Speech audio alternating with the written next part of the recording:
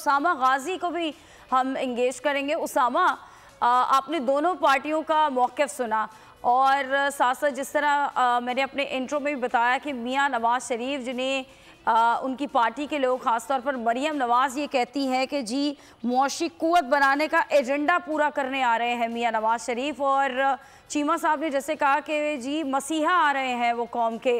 आप क्या कमेंट करेंगे?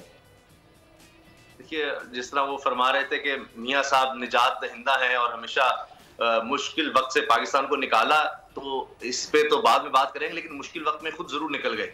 मियां साहब हमेशा पाकिस्तान की तारीख में जब भी उन पर मुश्किल वक्त आया उन्होंने निकलने की है, और ये तारीखी फैक्ट है। और जब उनके लिए हालात साजगार होते हैं तो तभी वो वापस आते हैं, और जब सारे मामला तय हो जाते हैं, राना सनाउल्लाह साहब कह चुके हैं कि जीरो रिस्क और डील जब मुकम्मल हो गई है अब, तो फिर मियां साहब वापस आ रहे हैं।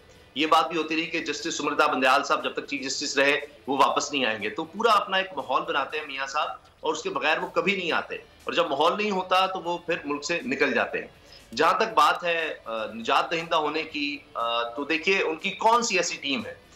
इसहाक डार साहब किस मर्ज की दवा थे, वो किसके हैं, वो किसके वजीर खजाना है, किसके कहने पर मिफ्ता इस्माइल को हटाकर इसहाक डार को लगाया गया, किसकी इजाजत से शहबाज शरीफ साहब पाकिस्तान के वज़ीर आज़म बने, उस जितनी काबीना में लोग थे, क्या आजम नजीर ताड़ साहब मियां साहब के लिए काबिल कबूल नहीं है, क्या खुर्रम दस्तगीर साहब नहीं है, क्या मुसद्दिक मलिक नहीं है, यानी जितने भी काबीना के लोग थे, मियां जावेद लतीफ जितने काबीना में शामिल थे नून लीग की तरफ से, क्या कोई नए इन्होंने करने हैं? हाँ, मरियम साहबा बीच में आ जाएंगी तो शायद मुल्क के हालात ठीक हो जाएंगे, उनको काबीना में शामिल करना होगा। 16 महीने पाकिस्तान की तारीख के आप अदादोशुमार उठाकर देख लें, बदतरीन दौर रहा है, बदतरीन दौर पाकिस्तान की तारीख का।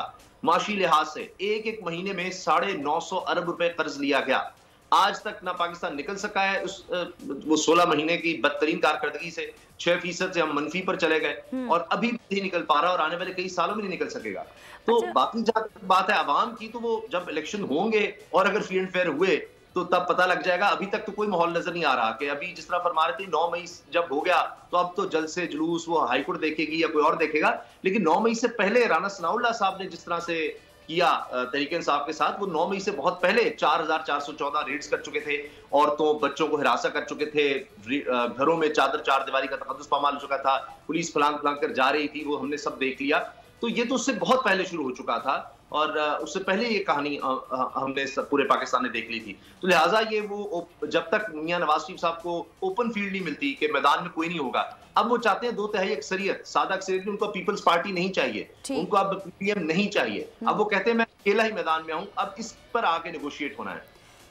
अच्छा उसामा, एक चीज और, तर्जुमान पीटीआई का मौक़िफ़ सामने आया है जिसमें वो कहते हैं कि जी कुछ जो सियासी जमातें हैं वो इलेक्शन जनवरी से भी आगे लेकर जाना चाहती हैं, जैसे कि मौलाना फजल रहमान जो कहते हैं कि जी सर्दी होगी, वोट जो है वो कम कास्ट होंगे, और दीगर जो भी इशूज़ हैं वो पेश किए जा रहे हैं, जवाब बनाए जा रहे हैं। तो क्या लगता है कि किस जमात की जानिब इशारा किया जा रहा है, उन्होंने किस जमात को निशाना बनाया, और पाकिस्तान तहरीक इंसाफ का आप वोट बैंक किस तरह से देखते हैं? एक तो आज जिस तरह से चेयरमैन पीटीआई का बयान जो जारी हुआ जिसमें वो कहते हैं कि जी वो मुल्क छोड़कर कहीं नहीं जाएंगे, और जब इलेक्शन होंगे तो उनकी जमात ही जीतेगी, तो किस तरह ये मुमकिन बनाया जाएगा? पीटीआई इलेक्शन में किस तरह से लड़ते हुए दिखाई दे रही है आपको?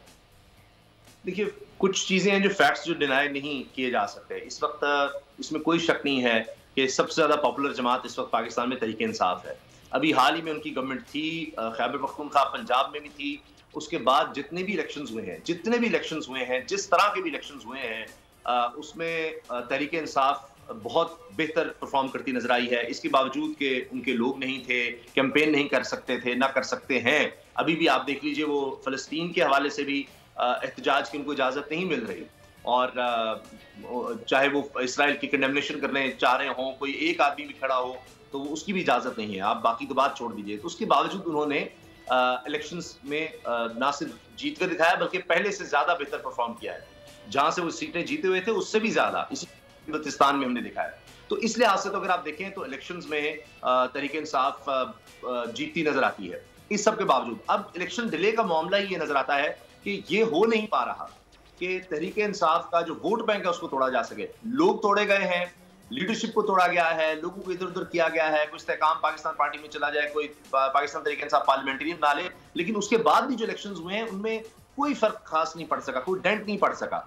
और इस वजह से अब लगता है कि इलेक्शन जितने डिले होंगी होंगे तो उसके बाद शायद कुछ फर्क पड़ जाए, कुछ और लोग टूट जाएं, लेकिन पिछले 2 साल में जितना भी ये किया गया है उससे फर्क नहीं पड़ा। तो लिहाजा इलेक्शन करवाएं और डिले करें तब मुश्किल है, और इलेक्शन जब भी करवाने हैं उसमें एक माहौल बनाना होगा जिसमें बिल्कुल एक माहौल बनाना होगा। सब्सक्राइब करें और बेल दबाएं ताकि कोई खबर रह न जाए।